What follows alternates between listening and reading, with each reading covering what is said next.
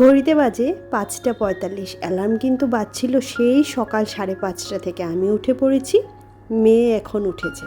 তো ওঠার পর আমি এদিকে এসে দেখো টিফিনটা বানিয়ে নিচ্ছি। আর আজকে কেন পাঁপড় ভাজছি সেটাও মনে আসতে পারে তোমাদের, কারণ আজকে নাকি ওরা পার্টি করবে সমস্ত ক্লাসমেটসরা মিলে। ওই যারা বাসে যায় ওরা ৩-৪ জনাতে মিলে।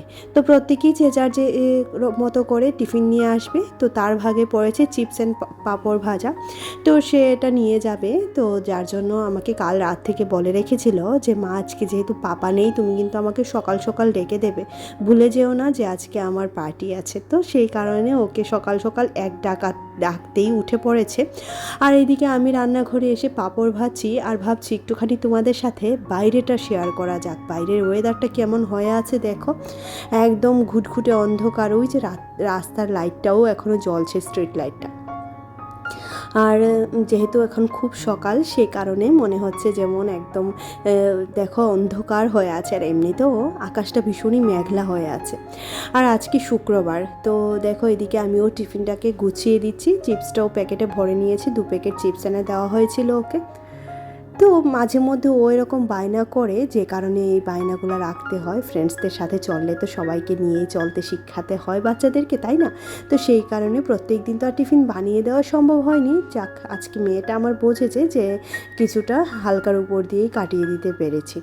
আর এদিকে ওর জন্য ওটসটা নিয়ে নিলাম, যেটা খেয়ে ও স্কুলে যায়। ও ছোটোবেলা থেকেই এটা খেয়েই স্কুলে যায়। আর অন্য কিছু ওকে খাইয়ে দিতে পারি না কখনোই, এটাও না খেতে পারলে সে বাজে।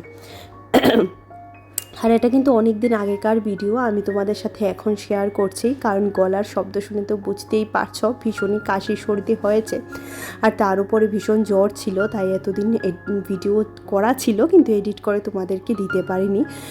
তো ওইদিকে দেখো মিঠিকে নিয়ে এবার হাঁটা শুরু করেছি। আর অনেকটা রাস্তায় আমাকে আর মিঠিকে হেঁটে যেতে হয়। ওর পাপা না থাকলে ওর হেঁটে যেতে একটুখানি অসুবিধা হয়ে যায়, কিন্তু সকালে হাঁটতে দেখবে আমাদের সবারই একটুখানি বেশ ভালোই লাগে, তাই না? আমার তো ভালোই লাগে। তারপরে ওর একটু কষ্ট হয়ে যায় যদিও বা, আমি আর এটা বুঝতে দিই না যে ওর কষ্ট হচ্ছে নাকি। তো চলো এদিকে মেয়েকে বাসে তুলে দিয়ে এসে ঘরে অন্যান্য কাজকর্ম করব। আর গতকালকে আমার শাশুড়ি মা একটা বিয়ে বাড়িতে গেছিলেন, উনিও এসেছেন। গিয়ে চা করব, তারপর আগে স্নান করে পুজো দেব, তারপর অন্যান্য কাজকর্ম, কারণ মেয়েকে আবার আনতে যেতে হবে বাস থেকে নামিয়ে। তো সেই কারণে একটুখানি কাজের চাপটা আজকে একটুখানি বেশি আছে। ওর পাপা আজকে আসবে, যদিও বা রাত্রে আসবে।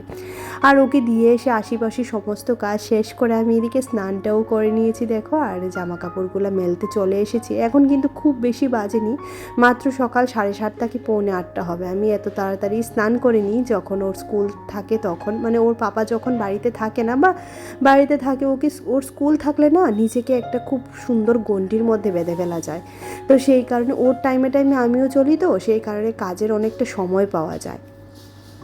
আর এদিকে বেশ কিছুটা কাছাকাছি হয়েছে, যেটা প্রতিদিনই করি। আর শাশুড়ি মারও স্নান হয়ে গেছে, উনিও ওনার জামাটা এনে মেলে দিয়েছেন। আর এদিকে দেখো আমি একটুখানি তোমাদের সাথে শেয়ার করছি এই গোলাপের যে কুড়িটা কত সুন্দর হয়েছে, দেখেছো? এটা ভীষণ বড় হয়ে ফুটবে। আর এদিকে ফুল তুলতে চলে এলাম। আর এটা তো আমার ভীষণই প্রিয় একটা কাজ, তোমরা সবাই জানো। এবার ফুল তুলে গিয়ে পুজো করবো। আর নানান ফুল দেখতে ছাদে এসে আমার কিন্তু বেশ ভালো লাগে। আমি বলে নয়, মনে হয় প্রত্যেকটা মানুষেরই ভালো লাগে, তাই না?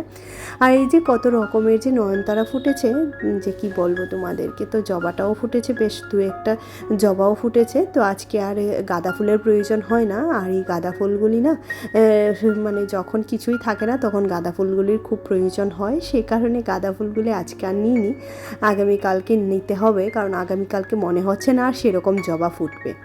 আর এদিকে আমার গোপোষণার সেবাও হয়ে গেছে দেখো। গোপোষণার স্নান ধান সেবা সমস্ত কিছু কমপ্লিট হয়ে গেছে। আর এখানে ব্রেড বাটার টোস্ট করেছিলাম শাশুড়ি মায়ের জন্য এবং আমার জন্য, আর দুজনার জন্যই চা নিয়ে নিলাম। যদিও বা আজকের ব্লগে শাশুড়ি মাকে শেয়ার করা হয়নি, কারণ উনি এখন রেডি হচ্ছেন, বাড়ি চলে যাবেন। আর আজকে শাশুড়ি মা চলে যাবেন আর আমার মা আসবেন। মা আসবেন বলতে গেলে মা তো এখানেই থাকেন, আমার কাছে নয়, যদিও বা আমার থেকে অনেকটাই দূরে থাকে মা, তবে এই শহরেই থাকেন। তবে মা বাড়ি থেকে আসবে, মানে আমার বাবার বাড়ি থেকে মা আজকে আসবে। তো বলছিলাম যে তুমি এসে ঘরে রান্নাবান্না করবে, যা হোক হচ্ছে একটা কিছু খেয়ে নিও আমার ঘরে এসে। তো ওই আজকে মা এসে দুপুরে খাওয়া দাওয়াটা সারবে। তো এইদিকে দেখো তোমার ঘড়িতে কিন্তু অনেকটাই বেজে গেছে, 11টা বেজে গেছে। মেয়েকে নিয়ে আমি চলেও এসেছি, এবার রান্নাবান্নাতে হাত দিচ্ছি দেখো। আর আজকে রান্নাবান্না বলতে একটুখানি মাছের ঝোল করব আর শুটকি মাছের তরকারি করব, এইটুকুটাই আজকে, এইটুকুটার উপর দিয়েই চলবে। আর এদিকে মাছটা দুবেলার ভেজে নিচ্ছি, এবেলা হয়ে যাবে, যদি থাকে ওবেলা বর খেয়ে নেবে, কারণ দুবেলা মাছ আমার একদমই ইদানিং ভালো লাগছে না দেখছি। তো এদিকে মাছটাকে খুব সুন্দর লাল লাল করে ভাজা হয়ে গেছে। এবার এটাকে ফোড়ন দিয়ে, আর এটাকে না একটুখানি ঝাল ঝাল করব, একটুখানি শুকনো শুকনো ঝাল ঝাল করব, বাস এইটুকুই। আজকে আর সেরকম ঝোল করব না, কারণ শরীরটাও খুব বেশি একটা যে ভালো তা নয়। আর ঝাল ঝালটাই একটুখানি শুকনো শুকনো খেতেই ভালো লাগে। আর আমার মায়ের খুব বেশি কিছুই চাই না, একখানা তরকারি হলেই মা খেয়ে নিতে পারে। তো মায়ের একটু শুকনো শুকনো তরকারি পছন্দের, তো সেই কারণে একটু শুকনো শুকনো করেই করব। তো এখানে কড়াইটা বসিয়ে দিয়েছি, এটা গতকাল রাত্রে আলু ভেজেছিলাম সেই কড়াইটা। তো এটাতে দেখো এবার একটুখানি পেঁয়াজ দিয়ে দিয়েছি, পেঁয়াজটা দিয়ে তার মধ্যে কিছুটা কাঁচা লঙ্কা আর লবণ দিয়েছি পেঁয়াজটা নরম হওয়ার জন্য। আর ওইদিকে দেখো শুটকি মাছটাকে আমি সেদ্ধ করে রেখে দিয়েছি, এটা চন্দনা শুটকি মাছ, তো সেটাকে সেদ্ধ একটু গরম জলে দিয়ে রেখে দিয়েছি যাতে মাছটা সুন্দর পরিষ্কার হয়ে যায়। আর এখানে নুন হলুদ আর লঙ্কার গুঁড়ো তো দিয়েই দিয়েছি, আর বেশ কিছুটা তোমার টমেটো দিয়ে দিয়েছি। এবার ওই মশলাটা ভালো করে ভাজা ভাজা হয়ে যাওয়ার পর দেখো মাছটাকে মশলার সাথে কষিয়ে ঝোলটা দিয়ে দিলাম। এবার একটুখানি মানে ফুটিয়ে উঠলে তারপর যদি লবণ টবণ চেখে দেখে যদি সমস্ত কিছু মানে সমস্ত কিছু ঠিকঠাক থাকে তারপর নামিয়ে নেব। আর এই মুহূর্তে শরীরটা একদমই ভালো লাগছে না, কারণ বুঝতেই তো পারছো সেই সকাল 5:30 থেকে শুরু হয় আর এর গিয়ে শেষ হয় বিকেলবেলা। তো এদিকে দেখো এবার তরকারিটা নামিয়ে নিয়েছি, ধনেপাতা আজকে ঘরে বাড়ন্ত ছিল তাই ধনেপাতাটা দিতে পারিনি, আর মাছের ঝোলটা হয়ে গেছে। এবার গ্যাস ট্যাসটা পরিষ্কার করে নেব, তার আগে আবারও গা হাত পা ধুয়ে গোপুসোনার দুপুরবেলার সেবাটা দিতে হবে। এদিকে দেখো গোপোষণার দুপুরের সেবা আমি দিয়ে দিয়েছি। আর আজকের মিষ্টিটা মিঠি আসার সময় আমি আর মিঠি যখন এসেছিলাম তখন নিয়ে এসেছি। মিষ্টিটা কি সুন্দর না, বেশ সুন্দর লাগছিল। তো ও বলছিল ভাইকে আগে স্ট্রবেরিটা দাও, স্ট্রবেরিটা ভাইয়ের কেমন লাগে আগে দেখা যাক।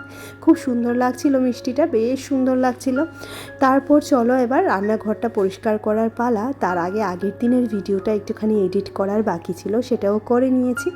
আর এদিকে এবার গ্যাস ট্যাসটা মুছে পরিষ্কার করে তারপর বাসনপত্র মেজে নেব। প্রত্যেক দিনের যেগুলি নিত্য প্রয়োজনীয় কাজ সেগুলি করা, এই তো। আর একটুখানি দেরি হয়ে গেছে এখন কাজ করতে করতে, আর ভালো লাগছে না এই মুহূর্তে, মনে হচ্ছে এখন একটু বিছানাতে শুয়ে পড়তে পারলেই বাঁচি। কিন্তু এই কাজগুলি করে না রাখলে না বিকেলের কাজের চাপটা একটুখানি বেড়েই যায়। যদিও বা আজকে মেয়ের কোনো টিচার নেই, ঘরে এসে যে দিদি পড়ান উনি পড়াবেন, কিন্তু বাইরের কোনো টিচার নেই, সে কারণে একটুখানি রক্ষে পাওয়া গেল। আর বাসন মাজতে মাজতে একটুখানি বাইরের দিকে তাকাচ্ছিলাম, এই বাইরের জানালাটা দিয়ে বাইরের আবহাওয়াটা দেখে বাসন মাজতে মাজতে যে আমার কি ভালো লাগে যে কি বলবো। বিশেষ করে রান্নাঘরে রান্নার পাশে এরকম একটা জানালা থাকলে কিন্তু বেশ ভালোই লাগে, তাই না? আর এদিকে বেশ কিছুটা বাসন মাঝামাঝি হয়ে গেছে, একই সাথে মিঠির যে টিফিন বক্সটা ছিল সেটাও মেজে নিয়েছি।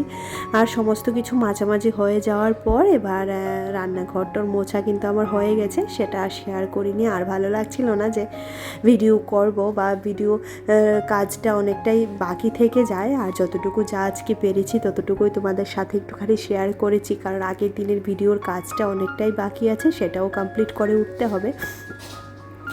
আর এই যে এটা হচ্ছে আজকে আমাদের লাঞ্চ মেনু, আলু বেগুন দিয়ে শুটকি মাছের তরকারি, এটা খুবই টেস্টি হয় খেতে। আর এই যে মাছের ঝাল, বাস এইটুকুটাই। এদিকে বোনও এসে পড়েছিল, ওর কলেজ ছিল না আজকে, তো ও এসে পড়েছিল। আর এদিকে মাও এসে পড়েছে, মা স্নান করেছে, স্নান করে এবার খেতে বসবে। তো খাওয়া দাওয়ার পর এদিকে দেখো আমি একটুখানি বিকেলেই তোমাদের সাথে আবার চলে আসলাম। বিকেল বলতে এটা হচ্ছে সন্ধেবেলা, একটুখানি চাল ভিজিয়ে রেখেছিলাম। তো এদিকে দেখো আমি বানিয়ে নিচ্ছি চিতই পিঠে। আর চিতই পিঠেটা এত সুন্দর হচ্ছিল যে কি বলবো, খুব সুন্দর নরম একদম ফুলে ফুলে উঠছিল। আর চিতই পিঠেটা দেখেও ভীষণ ভালো লাগছিল, চায়ের সাথে চিতই পিঠে বেশ জমে যাবে বিকেলের টিফিনটা, তাই না? আর এদিকে বাস আমার করা হয়ে গেছে, চার পাঁচটা পিঠে করেছিলাম। মিঠি যেহেতু ভীষণই পছন্দ করে, তো মিঠিকেও একটুখানি দিয়ে দিয়েছি। মিঠি দুখানা পিঠে নিয়ে চলে গেছে। আর ও না একটুখানি গুড় দিয়ে পিঠেটা খেতে ভালোবাসে, তো ওকে দিয়েছি। আর এদিকে আমাদের জন্য করে নিচ্ছি, বোন যদি খাবে, না হলে মা আর আমি খাবো।